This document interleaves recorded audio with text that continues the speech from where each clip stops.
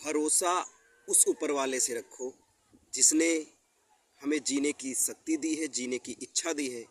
वो हमारी सारी समस्याओं में, सारे संघर्ष में हमारे साथ है और कहीं ना कहीं हमारी मदद कर रहा है। नमस्कार, मैं हूँ विश्वजीत अवस्थी। आज एक छोटी सी कहानी आप सभी के सामने लेकर प्रस्तुत हुआ हूँ, जिसका मेन उद्देश्य है कि हम किसी भी समस्या को जो बाहर की है उसे घर में ना लाएं और जो घर की समस्याएं हैं उसे बाहर लेकर ना जाएं। ये कहानी है एक मैनेजर की जो प्राइवेट सेक्टर में काम करता है। एक मल्टीनेशनल कंपनी होती है, उसका वह मैनेजर होता है, देख रेख करता है। वह एक बाहर, शहर से बाहर एक मकान लेता है, उसी में रहता है। लेकिन जिस कॉलोनी में वह रहता है उसमें ज़्यादा लोग नहीं रहते हैं, बहुत दूर दूर घर रहते हैं। तो वहाँ के कुछ लोग, कुछ चोर ये सोचते हैं कि ये मैनेजर बहुत बड़ा आदमी है, क्यों ना हम लोग इसको लूटें। चोर बहुत दिनों से इसी ताक में रहते हैं कि एक ना एक दिन ऐसा मौका आएगा कि हम लोग उसको लूटेंगे। वह बहुत मालामाल लग रहा है।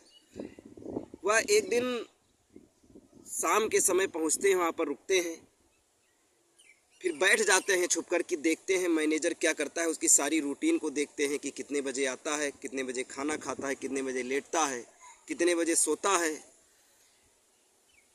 देखता है कि शाम को जब मैनेजर साहब आते हैं, गाड़ी खड़ी करके उतरते हैं, फिर गाड़ी से उतर कर वह गेट के पास नहीं जाते हैं, घर के पीछे जाते हैं, जहाँ उनका एक छोटा सा गार्डन होता है। वह गार्डन के पास एक आम का पेड़ लगा होता है, उसी के नीचे जाते हैं, कुछ अपने बैग से निकालते हैं और कुछ ऐसे रखते हैं, फिर वहाँ से घर में जाते हैं। तो ये चोर देखते हैं और सोचते हैं कि जो मैनेजर है ये कोई ऐसी चीज़, कोई ऐसी अनमोल वस्तु जो अपने घर वालों से भी छिपाकर यहाँ पे छिपा देता है, इसका मतलब है वह बहुत मूल्यवान वस्तु है। लेकिन फिर से कि ऐसा क्या है ये जानने के लिए वो लगातार 1-2 हफ्ते आते हैं, छिपकर देखते हैं कि आखिर ये मैनेजर क्या छिपाता है। लेकिन हर रोज, उसी रोज़ की तरह हर रोज़ मैनेजर आता है, गाड़ी से उतरता है, उतर कर पहले जाता है, वहाँ पे कुछ रखता है, फिर घर चला जाता है। सुबह आता है, फिर उसी पेड़ के पास कुछ लेता है, फिर ऑफिस चला जाता है। चोर सोचते हैं कि इसके घर में कुछ रखा नहीं है, इसके यहीं कुछ ऐसा रख देता है जो बहुत ही मूल्यवान है। हम लोग उसी मूल्यवान वस्तु को लेकर जाएंगे और हम लोग बहुत मालामाल हो जाएंगे। चोर उस रात 12-1 बजे के बीच में, जब मैनेजर साहब सोते हैं, वह जाता है और पेड़ों के चारों तरफ वो चोर ढूंढने लगते हैं। सारी रात खोजते हैं, खोदते भी हैं वहाँ पर, लेकिन वहाँ कुछ नहीं मिलता है।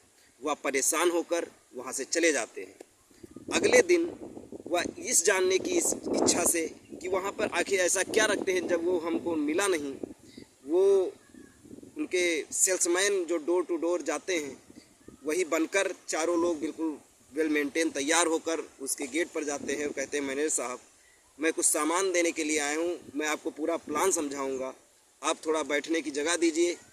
वह मैनेजर सेल्समैन समझकर उनको अंदर ले जाता है और सभी चीज़ों को समझता है। वह उनमें से वो प्लान समझाते हैं। फिर एक बोल उठता है कि मैनेजर साहब आप शायद हमें नहीं जानते हैं, लेकिन हम लोग कोई सेल्समैन वेल्समैन नहीं हैं, हम चोर हैं और आपको काफ़ी दिनों से देख रहे हैं, आपका पीछा कर रहे हैं, आपके बारे में सारी जानकारी इकट्ठा कर रहे हैं कि आप बहुत बड़े आदमी हैं। हम आपके कुछ सामान से अपन चुरा कर अपनी ज़िंदगी संवारना चाहते थे, लेकिन हमने ये देखा कि आप जाते हैं आम के पास, कुछ रखते हैं, लेकिन हम जब ढूंढा और पूरी रात उसको खोजा, कुछ नहीं मिला। ऐसा कौन सी चीज़ है जो आप वहाँ पर छिपा देते हैं और हम लोगों को नहीं दिखाई देता है? मैनेजर साहब कुछ देर तो सोचते हैं, फिर अचानक से हंस उठते हैं। कहते हैं कि मैं जब ऑफिस से आता हूँ तो बहुत सारी समस्याओं को, बहुत उलझनों को साथ लेकर आता हूँ। लेकिन मेरे ऑफिस का माहौल और मेरे घर का माहौल ये दोनों अलग अलग जगह हैं।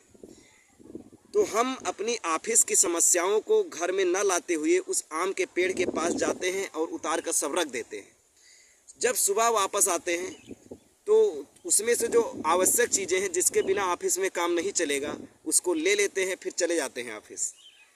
तो इस बात को सुनकर वो चारों लोगों की आंखें खुल जाती हैं कि हमें जीवन में कितनी भी समस्या आए उससे अपनी आदतों को नहीं खराब करना चाहिए। इस कहानी को मेरे कहने का केवल यह उद्देश्य है कि हम जब छोटी सी प्रॉब्लम में फंस जाते हैं तो बहुत सारे मन में विकार पैदा होते हैं, अपने परिवार के खिलाफ, अपने ऑफिस के खिलाफ, अपने दोस्त के खिलाफ, किसी के भी खिलाफ थोड़ी सी समस्या पर बहुत बड़ा बड़ा फैसला ले लेते हैं। इसलिए हमें घबराते न हुए, हमें हमेशा अपनी समस्याओं को, ऑफिस की समस्या है तो घर में उस बात के लिए टेंशन ना पालें, घर की अपनी बातों को किसी दूसरे को ना बताएं, क्योंकि इससे समस्याएं सुलझेंगी नहीं, हमेशा उलझेंगी। मेरे कहने का यही उद्देश्य है कि आप लोग हमेशा खुश रहें, सावधान रहें, सतर्क रहें। जय हिंद, जय भारत।